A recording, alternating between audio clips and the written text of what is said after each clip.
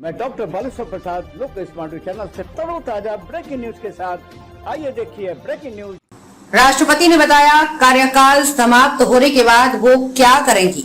CM Nitish बोले बार बार आते रहिएगा बिहार। राष्ट्रपति द्रौपदी मुर्मू ने कहा कि कभी मेरे पूर्वज यहाँ रहते थे, अब उनकी बाद की पीढ़ी यहाँ रहती है, इसलिए ये मेरा भी राज्य है। अपने संबोधन के अंत में उन्होंने जय हिंद और जय भारत कहा।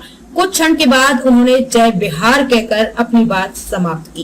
चौथे कृषि रोड मैप के लोकार्पण में बिहार के 3 दिवसीय दौरे पर आई राष्ट्रपति द्रौपदी मुर्मू ने बिहार से अपना स्नेह बयां किया। उन्होंने खुद को किसान की बेटी बताकर गांव जाकर खेती करने की बात कही। उन्होंने किसान और किसानी से अपना संबंध जोड़ा।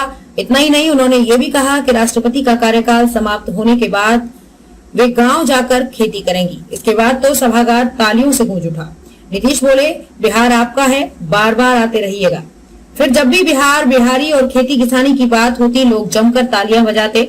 इसकी शुरुआत मुख्यमंत्री नीतीश कुमार के संबोधन से हुई। उन्होंने कहा कि राष्ट्रपति बनने से पहले से राष्ट्रपति महोदया से मेरा परिचय है।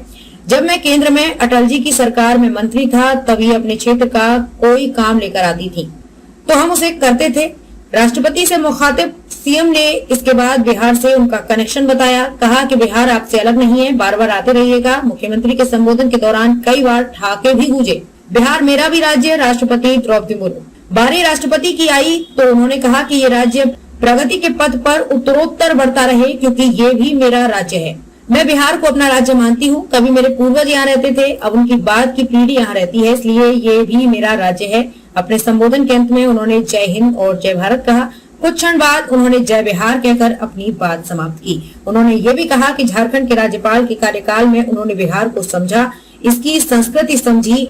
अब मुख्यमंत्री जी ने कहा है तो वे जरूर आएंगी।